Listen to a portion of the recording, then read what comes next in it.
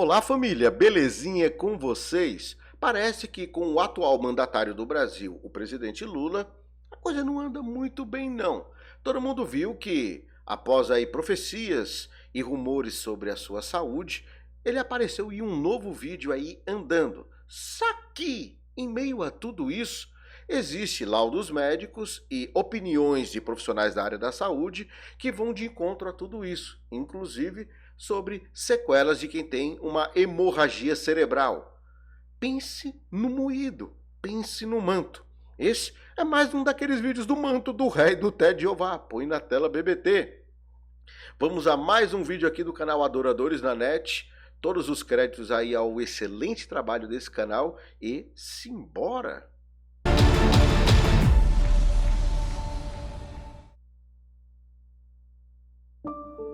Embora a nova cirurgia de Luiz Inácio Lula da Silva para controlar a hemorragia cerebral tenha sido considerada bem-sucedida, conforme anunciou o médico Roberto Khalil do Hospital Sírio-Libanês, algumas dúvidas ainda permanecem na web. Após cerca de 3 intervenções cirúrgicas consecutivas na área craniana, o que é realmente delicado, existem internautas que questionam se o presidenciável realmente está completamente recuperado e se não enfrentará sérias sequelas no futuro. Um exemplo disso foi a esposa de Lula, Janja da Silva, que mesmo pertencendo a outra religião, expressou um certo desespero nas redes sociais e uma grande preocupação ao fazer um apelo a... Até quem não acredita em Deus na hora que o cinto aperta, pede por Deus. Por isso que eu bato na tecla que existe um risco por trás de tudo isso. Eu vejo muitas pessoas falando sobre ter aí um sósia dele, sobre tudo isso ser uma mentira dentro de um contexto de que ele não sofreu nada, mas eu continuo com a opinião, por enquanto, né? Não sei se eu vou continuar com ela, mas é a minha tese, pelo menos até o presente momento, que alguma coisa aconteceu com a saúde do Lula.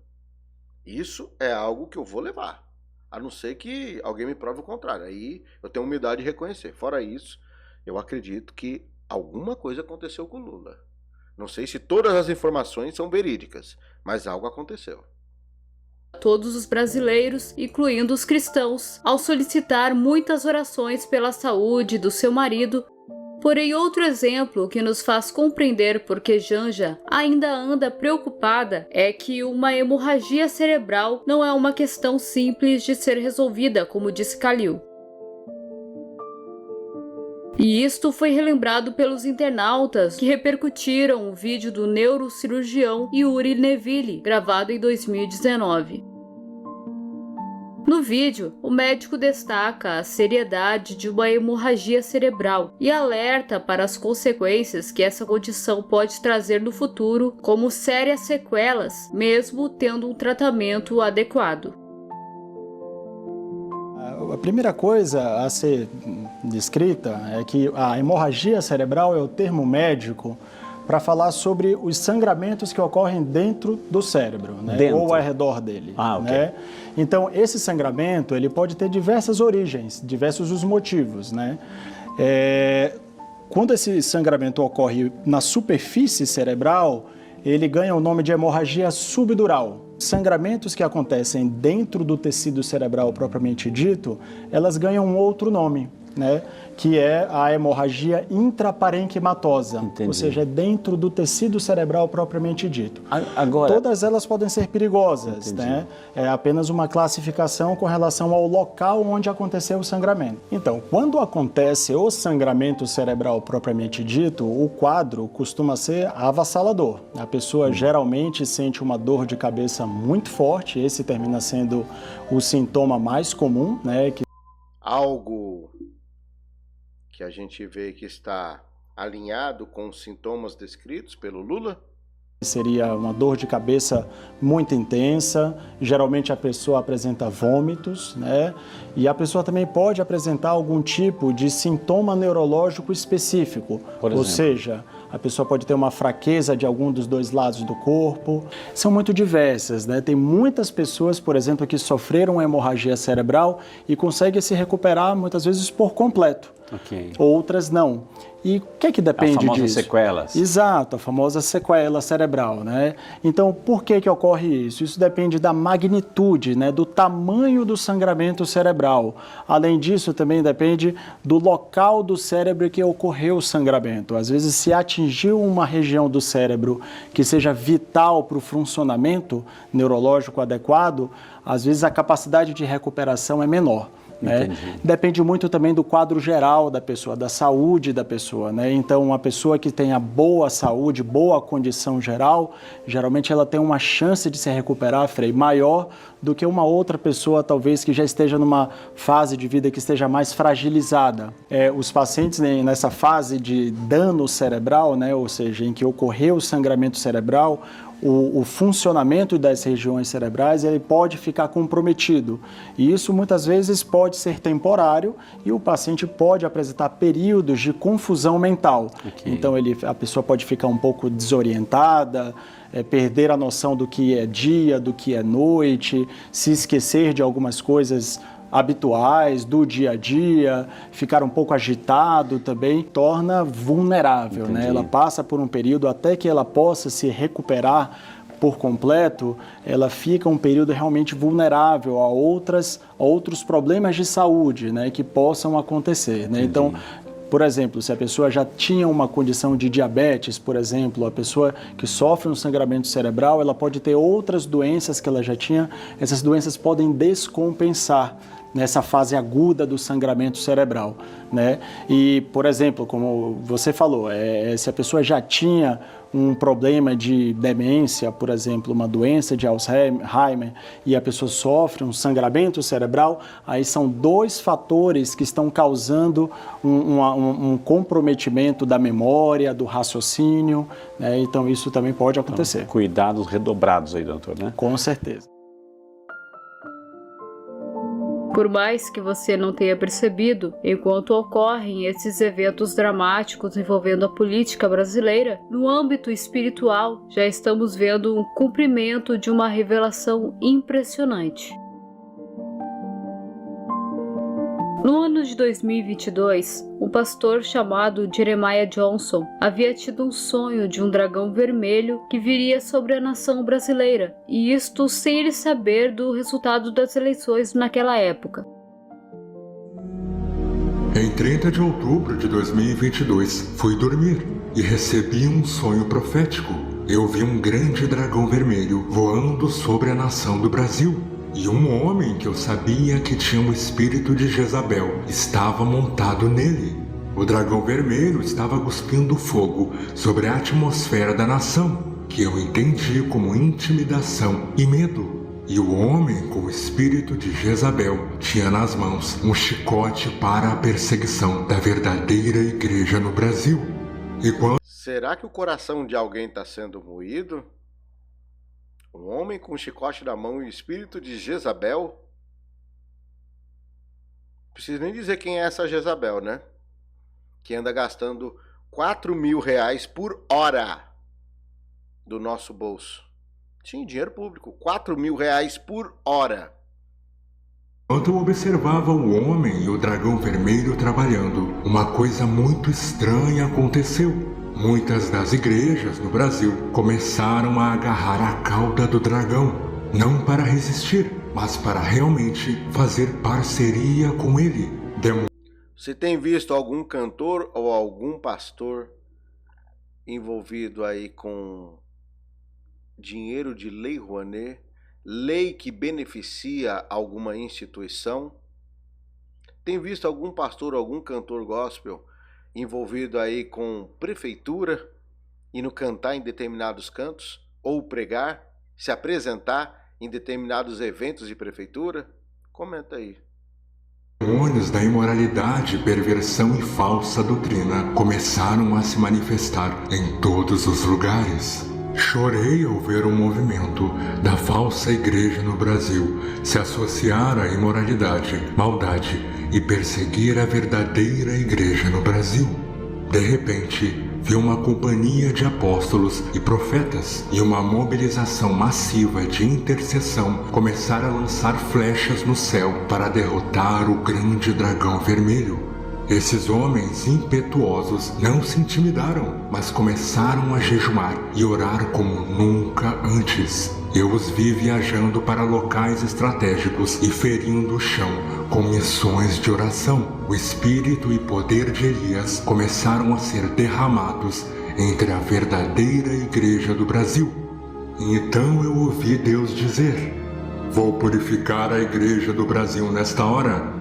Observe quanto eu separo as ovelhas das cabras, o trigo do joio, o puro do imundo. Nos próximos anos farei com que meu povo brilhe como nunca antes. Haverá grande glória liberada sobre a verdadeira igreja no Brasil e grande corrupção entre a falsa igreja. Veja como a falsa igreja faz parceria com o homem no dragão vermelho, com o espírito de Jezabel. Eles se submeterão aos seus decretos demoníacos e até se ajuntarão a ele em sua perseguição à verdadeira igreja.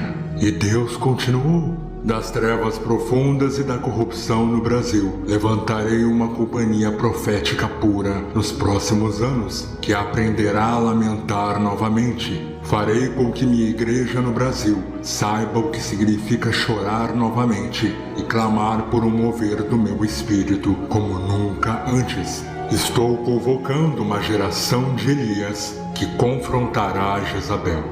Escreveu Jeremiah. Tempos depois do sonho viralizar na web, muitos pastores e teólogos interpretaram a revelação como um aviso de Deus sobre a volta do comunismo no Brasil, através da porta da presidência. Contudo, o americano também havia ressaltado que durante o seu sonho ele viu o Senhor separando o joio do trigo para levantar uma igreja verdadeira nos últimos dias. E este povo de Deus, que ele chama de geração de Elias, jamais iria se render a Jezabel, mas iria confrontá-la, e seria a partir deste momento que o tal dragão vermelho seria derrotado através do mundo espiritual. E então, através do poder de Deus, começaria a libertação da nação brasileira do comunismo. Vocês viram ali, né? Perseguição a cristão, essas coisas. Entendeu por que determinados pastores que são da direita são perseguidos? Prestaram atenção?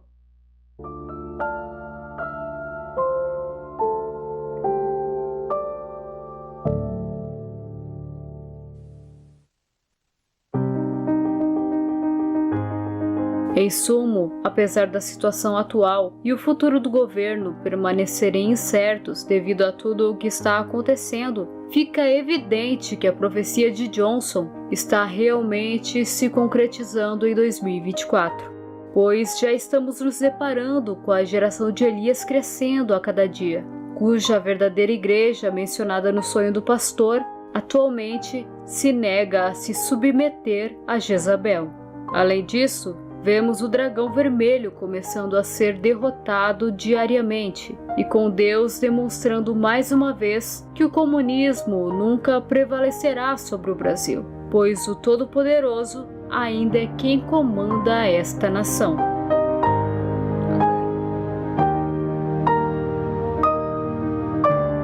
Então, se o meu povo, que se chama pelo meu nome, humilhar-se e orar, buscar a minha presença e afastar-se dos seus maus caminhos, eu os ouvirei dos céus, perdoarei os seus pecados e restaurarei a sua terra. Segundo a Crônicas, capítulo 7, versículo 14. Eu fiz questão de reagir a esse vídeo completo e mostrar isso daqui, porque é o seguinte: muitas pessoas esqueceram que é o verdadeiro avivamento. O avivamento não é rodar no manto, o avivamento não é falar em língua estranha, o avivamento não é você entrar num êxtase, nem nada disso. É o arrependimento. E sobre a questão do Lula e a sua saúde, a gente precisa ver algumas coisas. Eu vou contar só um pouquinho da minha experiência. Eu rachei a minha cabeça, não dá para ver que meu cabelo está um pouco grande. Eu tenho 6 pontos aqui. Quem não estiver acreditando, olha os vídeos que eu estou sem boné, com o cabelo curto, quando eu corto o cabelo dá pra ver certinho o corte aqui. Sofri uma hemorragia cerebral quando criança, foi atropelado. E o que foi descrito por esse médico é fidedigno, porque a minha memória voltou. Eu tenho flashes. O dia que eu fui atropelado, um rapaz que é vizinho meu, que inclusive se chama André também, veio me visitar. Um amigo nosso da família, que foi ele que me socorreu. E quando a minha memória voltou, eu estava na escola. Na época eu estava na 5ª série e eu fiquei perdido. Nossa, o que eu estou fazendo aqui? Eu era muito bom em matemática e depois disso eu não conseguia mais fazer cálculos matemáticos a fundo. Não tinha mais concentração e para mim entender algumas coisas eu tinha que estudar muito. Depois que o tempo foi melhorando e tal, mas essa é a minha experiência que eu tive. Ah, e detalhe, a minha memória de infância eu perdi. Eu conhecia as pessoas, mas eu não sabia com quem, assim, o que a pessoa tinha feito, se era boa, se era má, qual a relação a pessoa tinha comigo. Não me lembrava de nada. Quando eu vi meu pai morto, quando eu tive 13 anos, perdi meu pai, foi um momento que a minha memória de infância voltou. Não sei explicar, mas aquilo, o choque de ver meu pai morto, muita coisa eu me recordo. Tanto que até minha mãe se espanta quando a gente conversa, coisas da família, eu começo a lembrar de coisas quando eu tinha 3, 4 anos. E ela lembra, e eu consigo lembrar até de algumas conversas. Minha mãe ficava impressionada. Mas enfim, são coisas que deixam sequelas na gente. E agora o Lula...